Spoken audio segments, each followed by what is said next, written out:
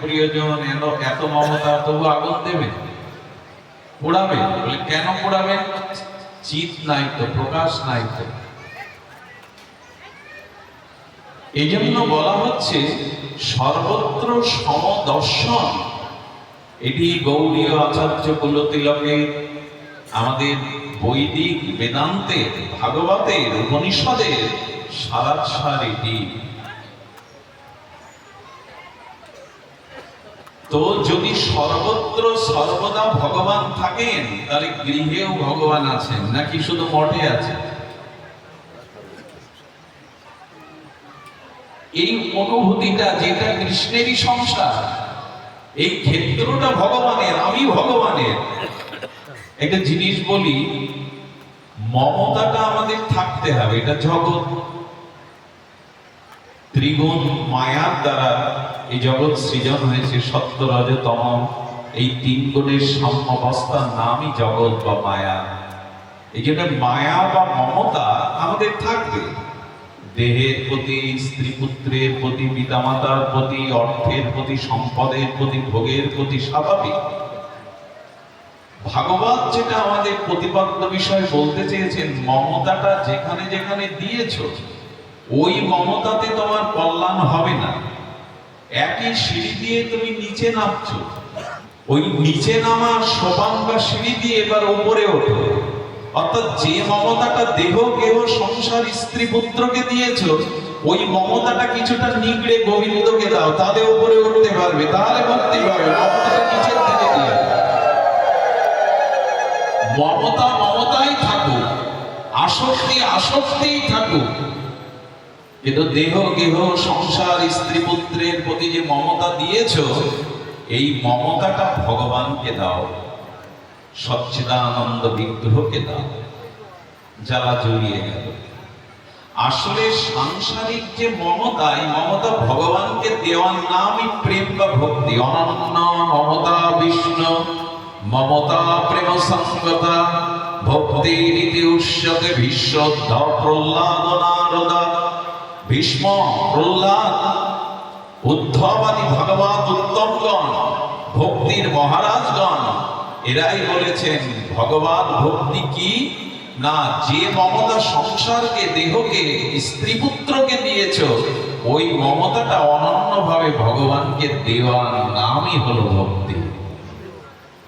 যে সিঁড়ি দিয়ে নিচে নামছো, ওই সিঁড়ি দিয়ে উপরে ওঠো। মমতাটা এদিকে না দিয়ে ভগবানকে দাও, এই বাণী ভগবান বলতে চেয়েছে। না, সেটার জন্য সর্বত্র সমচেত সার। এই জন্য হৃদয়ে যদি ভগবানকে স্মরণ হয়, যদি সর্বত্র ভগবান দেখেন, তো আপনার বলে আপনি কিছু দাবি করতে পারবেন না।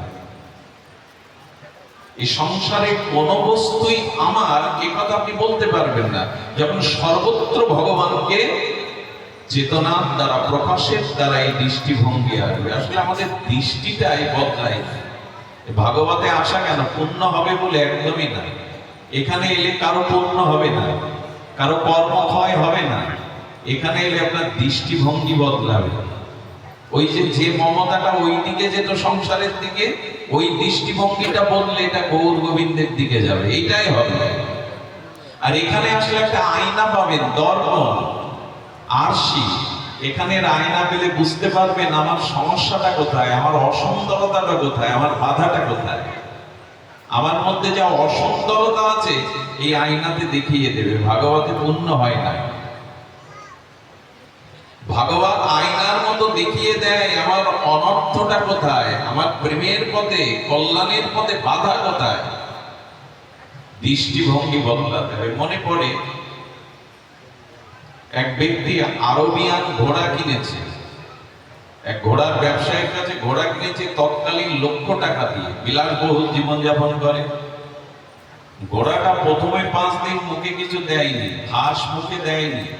ভাবছে এক জায়গা থেকে এক জায়গায় প্রাণী বা পশুরা এলে এই হয়, কিছুদিন বাদে স্বাভাবিক হবে। 15 দিন ব্যাপী যেমন কিছু খাওয়াতে পারছে না, ঘোড়া দুর্বল হয়ে পড়েছে। উনি তখন ভাবছে ঘোড়া বিক্রেতা আমাকে ঠকিয়েছে, ওর কোনো রোগ আছে। আরে তাকে ডেকে বলছে টাকা ফিরিয়ে দিয়ে ঘোড়া নিয়ে নাও, ওই ঘোড়া তো খায় না কিছু, আমার সব বরবাদ হয়ে গেল। আচ্ছা আপনি ওকে খাওয়ান কি? তো যেখানে উনি বাস করতেন ওখানে কাঁচা ঘাস পাওয়া যায় না, যেমন কাশ্মীরে যদি যান ওইখানে ঘাসগুলো কেটে কেটে শুকিয়ে যায়, তাই খাওয়া কুটোর মতো।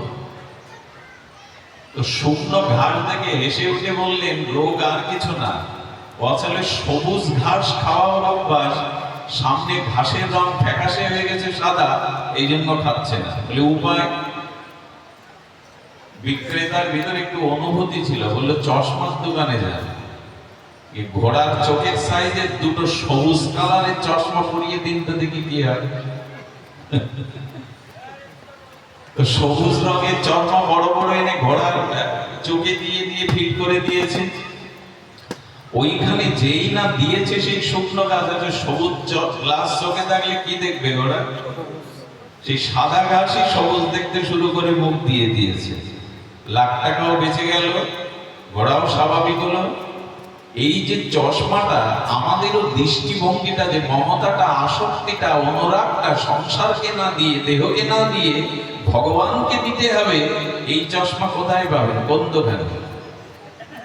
এই জন্য এটা ভাগবতে আসতে হবে, সাধু সমাগমে আসতে হবে, এইখানে দৃষ্টিভঙ্গিটা বদলাবে, আর কোথাও এই চশমা পাওয়া যাবে না। দৃষ্টিভঙ্গিটা বদলাতে হবে। দুই বন্ধু মেলায় গিয়েছে, বুদ্ধিমান শিক্ষিত, সারা মেলা ঘুরে কি ক্রয় করবে, কিছু তো কিনতে হবে মেলায় এসে, সিদ্ধান্ত নিতে পারছে না। শেষে গ্লাসের দোকানে গিয়ে কি কিনলো জানেন? যে গ্লাসটা চোখে দিলে সামনের বস্তুগুলো খুব বৃহৎ বড় দেখা যায়। দুই বন্ধু কিনে বাড়িতে ঘুমালো, এক বন্ধু সকালে উঠে ওটা চোখে দিয়ে মেঝের দিকে দৃষ্টি দিয়েছে। ঘরের মেঝে তখন মারা ঝাড়ু দেয়নি। আচ্ছা যে বস্তু সামনে বড় বৃহৎ দেখা যাবে, তো ধুলাগুলো পড়ে আছে মেঝেতে, কি দেখছে? আমার ঘর ভর্তি সব আবর্জনা, দোলা, তাতে মেজাজটা কিছু নষ্ট হয়ে গেল। পাশে গিয়ে মা গোবর রেখে দিয়েছে, গোবরের গাদা, ওই দিকে দেখে গোবরের পোকার সমস্ত আঙিনা যেন গোবরে ভরা, বড় করে দেখাচ্ছে গ্লাস, সামনে যা দেখছে সব পাহাড়ের মতো।